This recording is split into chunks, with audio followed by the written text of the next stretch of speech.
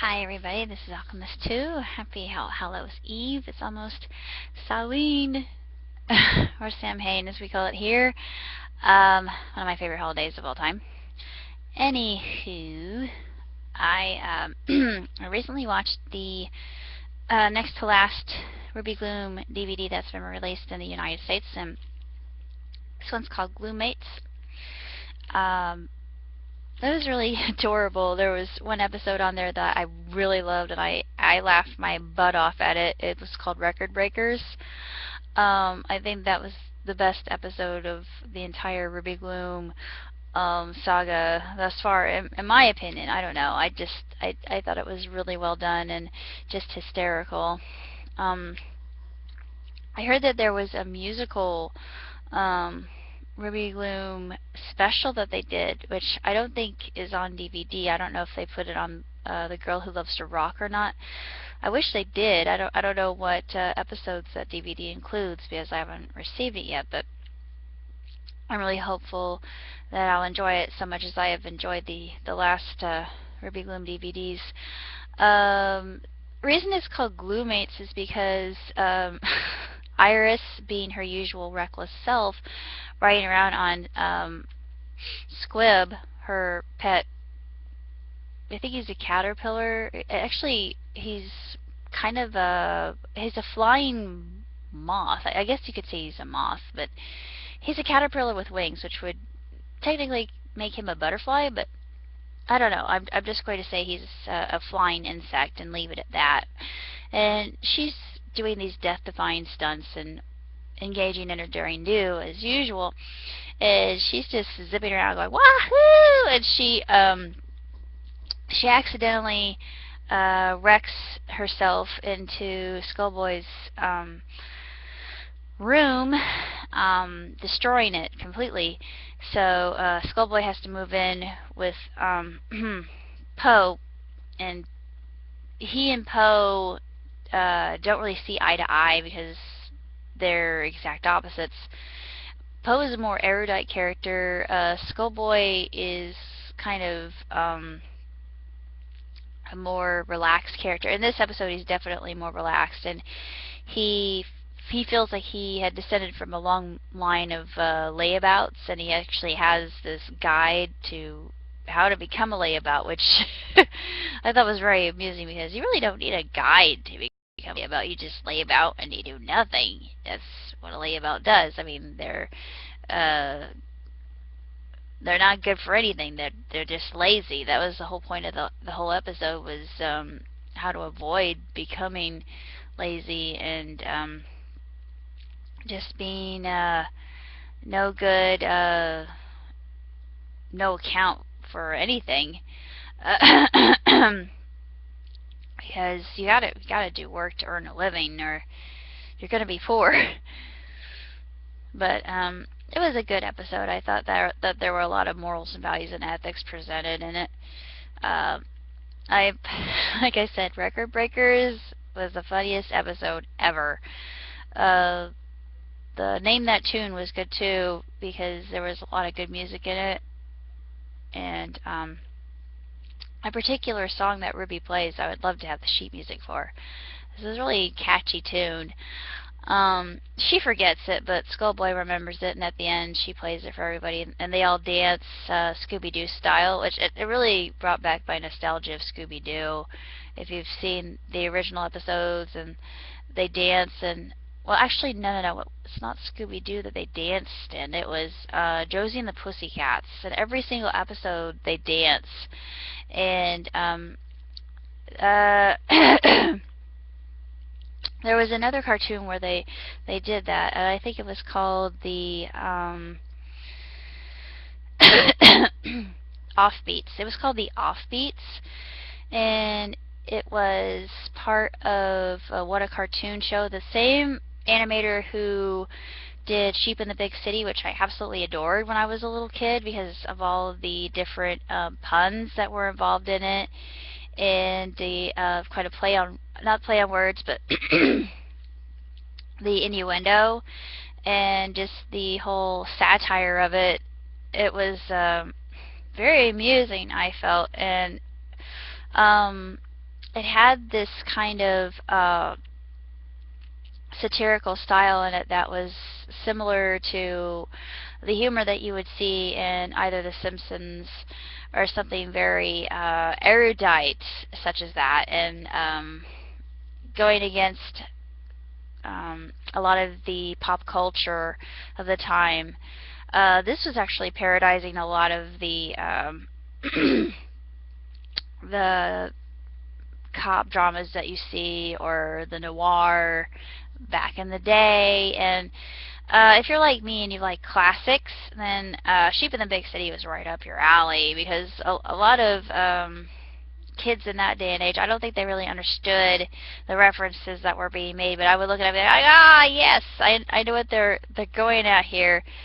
And one of my favorite characters was the Angry Swede. I think he was called the Angry Swede. Oh my goodness, he was absolutely hysterical, and I would love to see a Hitalia skit done like that, because it wouldn't be Sweden, but it would be Switzerland, because Switzerland has a hair trigger temper, and he's got all these different armaments with him all the time, and it would be perfect. Yeah, I could definitely see it happening, and him just he would be ranting about something. He would always, he was the ranting Swede, and God, I loved him. He was just the best character ever. Next to the generals, and the generals were great. In the episode of Broken Record, there could be a skit done with Great Britain and nobody else understanding a word he says as a general. He said, "Pip pip cheerio, tally ho and tally hi," and they all look at him like, huh? Go! Get her! And then they finally understand what he's going at and what he's on about.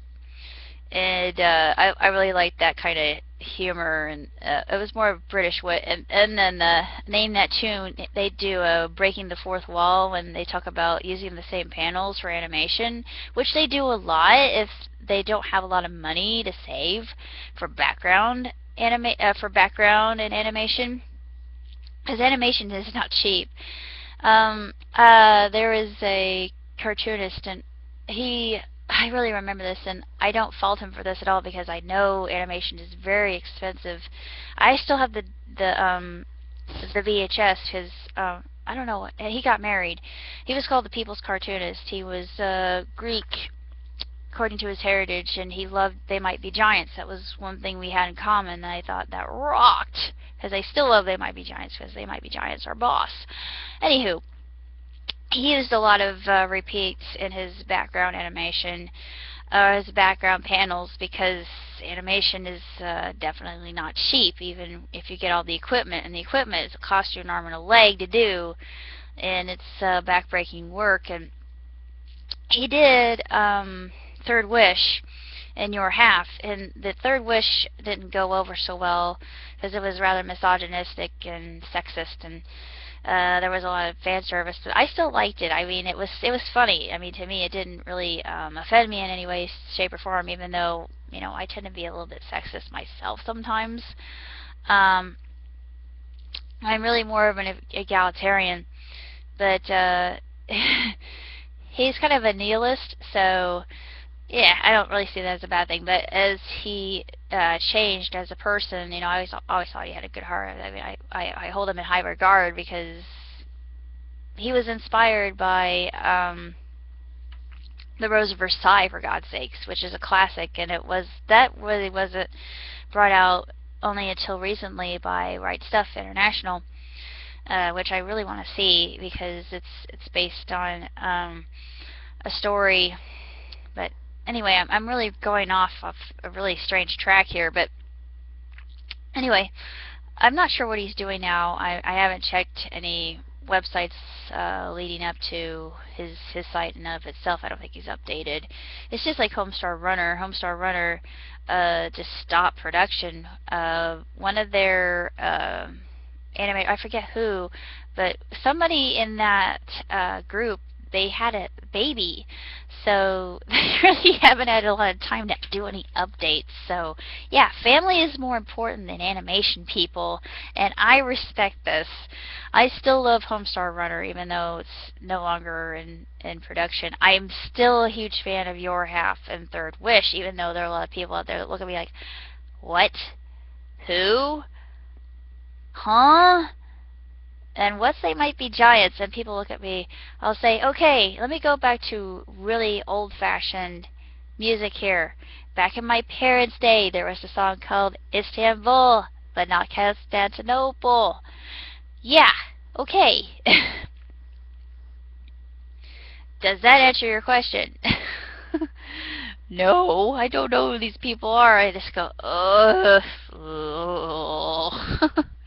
Listen to them play accordion and some of their songs. It's some of the best accordion riffs you'll ever hear. But anyway, I'm not going to go into that. A lot of they use a lot of strange instruments in their music that don't get implemented that much, and I love that. I just think it's really awesome, especially theremin. And the Sun is a massive.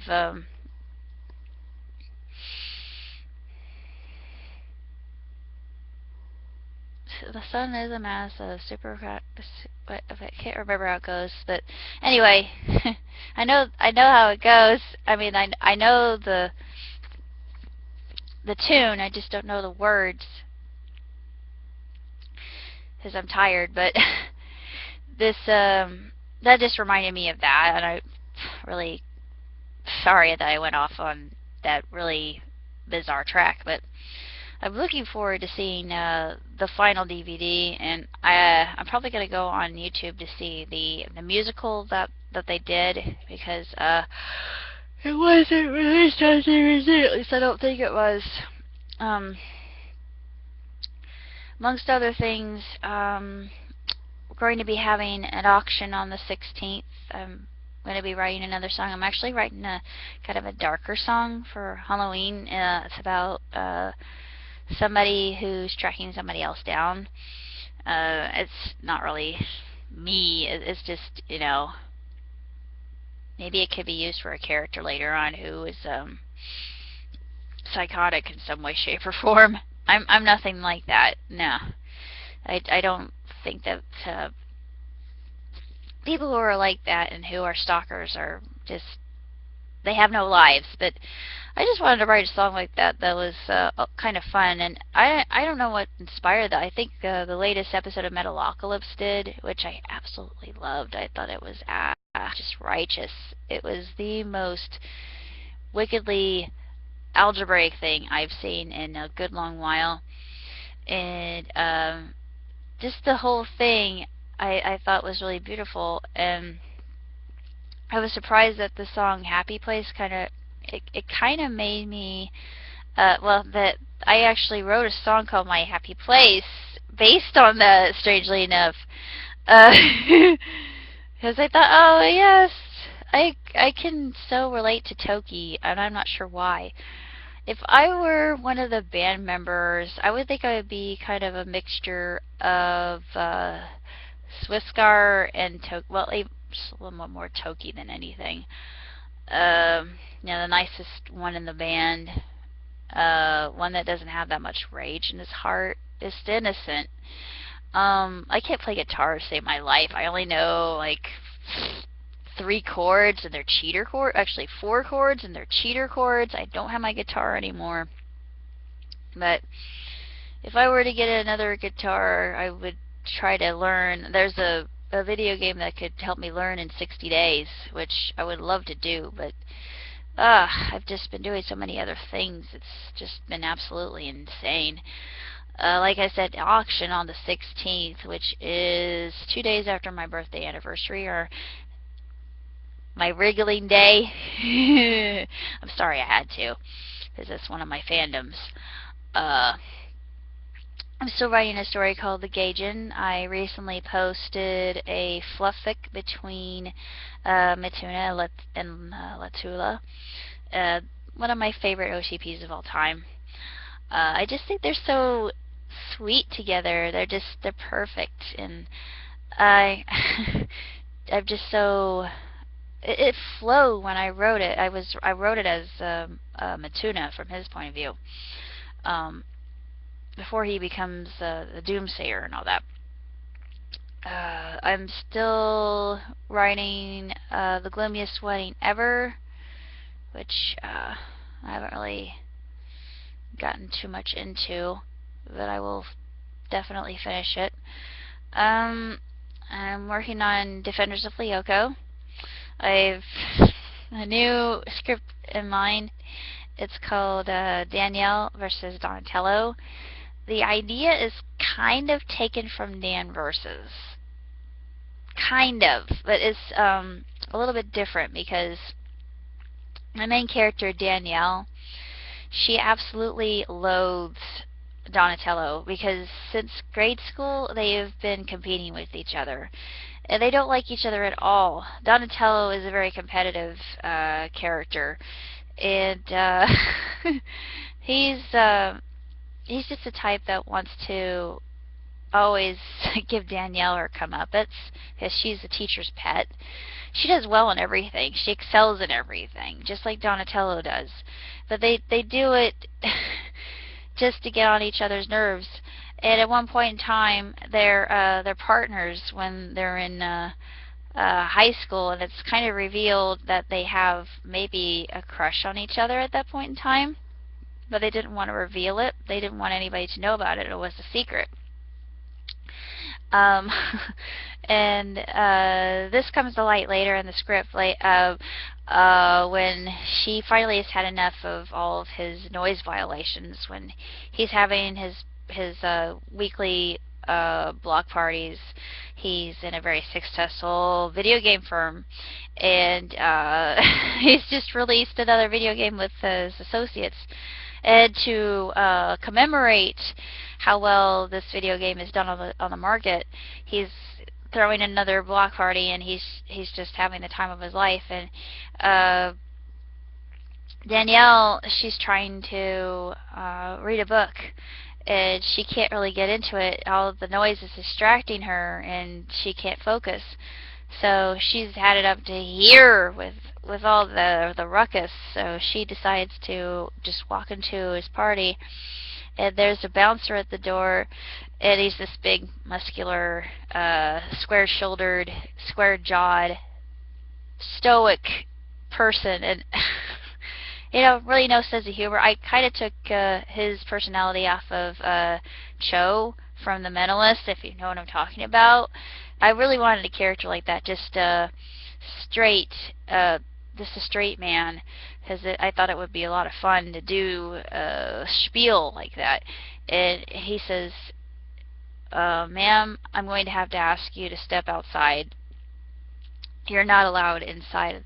You're not allowed in the party zone because your name is not on the list. You were not invited." And of course she said, "I object. I have had enough of this noise. This must cease immediately. I can't read. I can't sleep. It's just got to stop. Or you want me to call the cops? Because this breaks a lot of noise ordinances, and I'm sure that the other neighbors are going to raise and file some complaints if you don't quit." And of course he says, "Do you really have to be such a stick in the mud? We do this every weekend, and we haven't had a complaint filed ever, if at any time in the history of him actually having these block parties. Nobody's even decided to file a complaint." So it's really amusing how she tries to infiltrate the party and keeps getting kicked out. He just hoists her up by her collar, lightly sets her down on the ground, pats her on the head, and he says, "Now run along and go and do whatever you're go and do whatever you were doing. I'm sure it's very I'm sure that it's just as much fun as this epic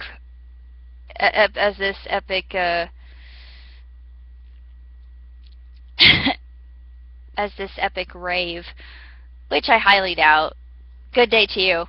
And she finally has it. She runs at him with fists flying, and he says, "I didn't want to resort to this, but I'm going to have to ask you to evacuate yourself from this residence immediately. I don't want to have to call the police." But I didn't even hit you. Well, I didn't even give you the chance. Not like if you hit me, it would cause any damage. Look at you and look at me.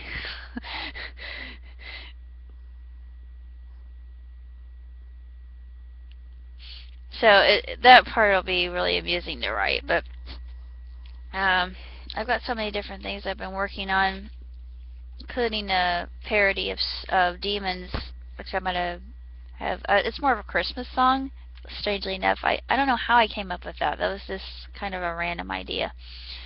I'm gonna do Dave Matthews Band, Too Much for Thanksgiving. It's called Too Stuffed. I haven't really done too much of anything else other than I recorded my Happy Place song today. So that's all. And I will see you next time. Night. Ciao.